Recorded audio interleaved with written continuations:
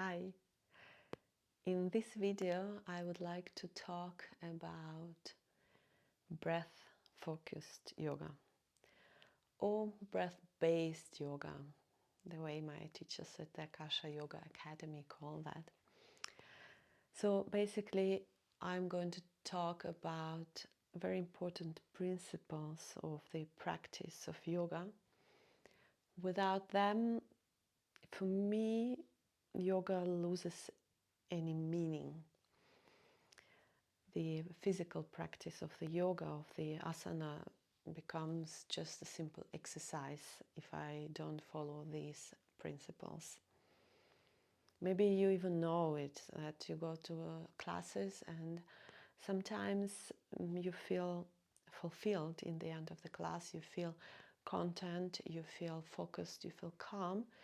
And sometimes you have the feeling you've been just doing some things with your body, but your inner state didn't change so much by the end of the class. So for me, these are the principles about which I will talk in a moment, which make the difference. These principles were formulated by the teacher of the teachers of yoga, the father of modern yoga, by Tirumalai Krishnamacharya. He was the first who formulated a practice which he gave to his students being the founders of the most popular styles of yoga nowadays, like Pattabhi Jois, who found the ashtanga yoga tradition, which became vinyasa yoga, or because Iyengar with his Iyengar yoga, Indra Devi, who was the teacher of Hollywood stars, and so on. Unfortunately, these principles are not taught so often nowadays. Somehow they got lost on the way, and I find it very sad, because without them we lose some deepness and meaning of the practice.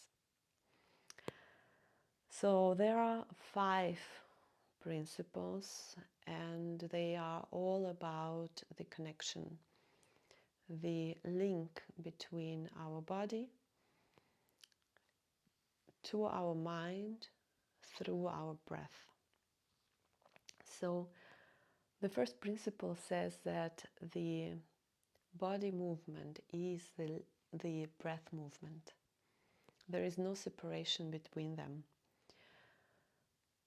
When we practice, that basically means that every time we do a movement, it is initiated by the breath.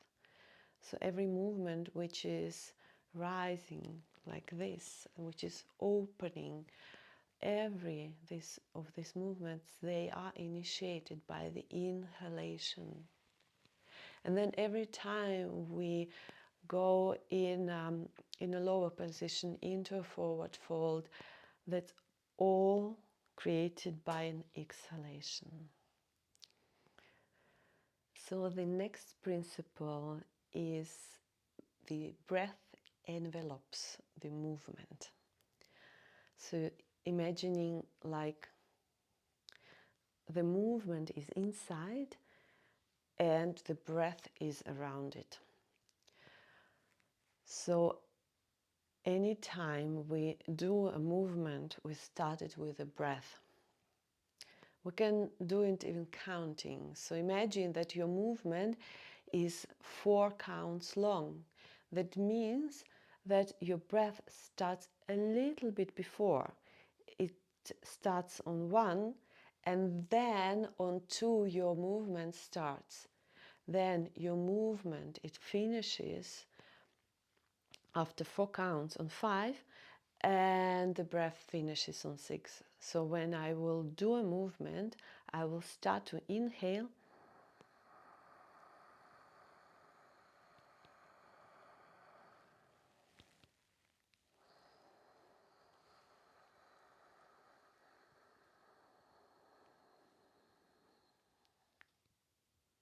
and then I will finish everything with the end of the exhalation. This is a big link between movement and breath. It makes your brain basically connect more to the breath, and then through the breath connect to the movement. It takes your mind the chance to think about the movement, to do the movement first and then forget about the breath. So you're always initiating the breath, and then you always finish with the breath as well, either on the end of the inhalation or on the end of the exhalation. So the third principle is inhalation appears from above as receptivity. The exhalation appears from below as strength. Yoga is sometimes called as unity of the polarities. So the feminine and the masculine, the receptivity, the strength, all like the sun and the moon are the big polarities as well. So we are uniting them through the movement and through the breath in our bodies. Every time we inhale, this is like inhalation which comes from up till the bottom of a body, expanding it, making it soft, making it big, making it receptive. Every time we exhale from below, every time we are creating some stability, we are creating strength, we are creating this inner axis, and we are going from inside out again. So it's a connection to the world as well. It's from inhaling, like receiving all we have from our world, and then exhaling, giving it away again. When we are coming to the fourth principle, that's something which is difficult and maybe not even necessary to explain in all the detail if you haven't been practicing yoga for just at least a little bit. And maybe you've never heard of that concept, the concept of the bandhas. The bandhas, basically, you can translate them as locks, or maybe even better is the image of the valves. I will not explain this concept into all the detail, but saying that in yoga there is a concept of at least three main bandhas, locks, which are placed in the body. On a physical level, bandhas allow us to align the body internally, align all the muscular groups, so we are creating an easy and comfortable stability inside the body.